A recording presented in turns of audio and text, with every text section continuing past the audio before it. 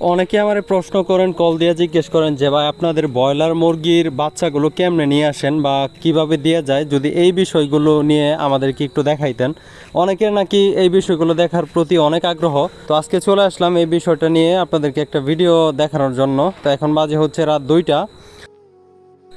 আসসালামু আলাইকুম, আশা করি সবাই অনেক ভালো আছেন। আলহামদুলিল্লাহ, আল্লাহর রহমতে আমি অনেক ভালো আছি। আজকের ভিডিওটা টোটালি একটু অন্যরকম। এগুলো হচ্ছে 1 মাস বয়সী তিতিরের বাচ্চা। ম্যানেজারের সাথে আসছিলাম এগুলো ডেলিভারি করার জন্য। তো এগুলো ম্যানেজারের নিজস্ব ফার্মের উৎপাদিত বাচ্চা। তো জানতাম না, উনি পরে বলতেছে যে একটা লোকের প্রয়োজন। পরবর্তীতে আমি আসলাম ওনার সাথে। তো যাই হোক, এই জন্য হালকা করে একটা ভিডিও ফুটেজ রাখলাম জাস্ট আপনাদেরকে দেখানোর জন্য।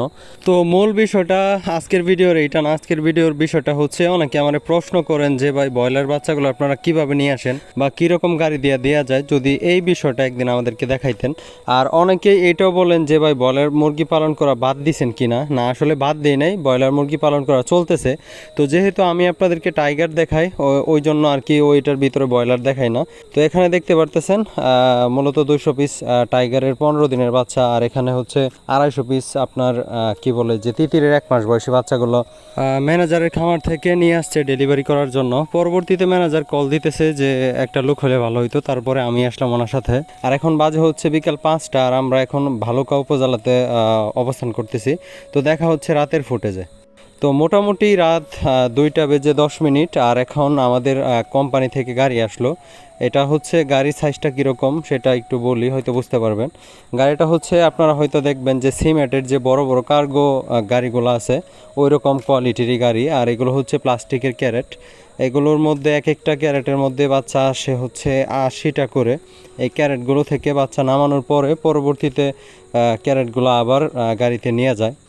তো এটা হচ্ছে Suganya food private limited of Bangladesh. এটা ইন্ডিয়ান একটা কোম্পানি। কোম্পানির আন্ডারেই মূলত হচ্ছে যাবতীয় খাবার, ভ্যাকসিন, মেডিসিন সব কিছু তারা দেয়। এবং আমাদের শুধু হয় হচ্ছে খাটনি, তোষ খরচ, বিদ্যুৎ বিল এবং হচ্ছে আনুষঙ্গিক কিছু খরচ আছে। এই হচ্ছে বাচ্চাগুলো দেখতে পারতেছেন, এগুলো হচ্ছে সম্পূর্ণ এ গ্রেডের বাচ্চা এবং একটা ভ্যাকসিন করা থাকে। অনেকেই দেখতে চাইছেন, তাই আজকে অনেক দিন পর দেখালাম আপনাদেরকে। এখানে দেখতে পারতেছেন বাচ্চাগুলা।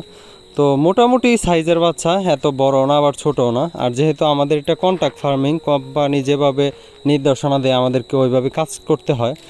আর এখানে হচ্ছে ব্রুডিং সেট আপ, এই দেখেন বৈজ্ঞানিক পদ্ধতিতে যা যা আছে ওইভাবেই করা হয়।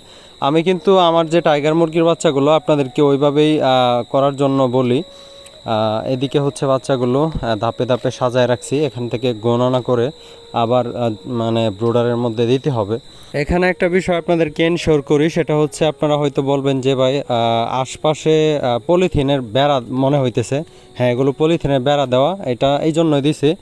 আসলে 2 দিন আগে আমাদের ফার্মের পর্দা চেঞ্জের কাজ চলতেছিল, কিন্তু হুটহাট করে আর ওইভাবে সময় না থাকার কারণে পর্দাগুলো লাগাইতে পারি নাই। তো যেহেতু টেম্পারেচার ওঠানামা করে, এই জন্য মূলত পলিথিনটা ওইভাবে দেওয়া। এটা জাস্ট 1 দিন 2 দিন রাখার পরে আবার ছুটায় ফেলবো, এই পর্যন্তই। তো এই হচ্ছে বাচ্চাগুলো, দেখেন আমি দেখানোর চেষ্টা করতেছি আপনাদেরকে। তো একটা কথা সব সময় মাথায় রাখবেন, যখন আপনারা ব্রোডিং করার জন্য 1 দিন বয়সী বাচ্চাগুলো ব্রোডারে দিবেন, চেষ্টা করবেন ব্রোডারের নিয়মকানুন শৃঙ্খলাগুলো একেবারে যথাযথভাবে পালন করার জন্য। যদি সঠিকভাবে আপনারা পালন করতে পারেন, তাহলে অবশ্যই আপনি যে বেচটার শ্রম সবচাইতে বেশি দিবেন ওই বেচটা থেকে ভালো একটা মুনাফা অর্জন করতে পারবেন, এটা হচ্ছে আমার বিশ্বাস। তো যাই হোক, ভিডিওটা আজকের মতো এখানে শেষ করছি। ভালো থাকবেন সবাই। আসসালামু আলাইকুম, আল্লাহ হাফেজ।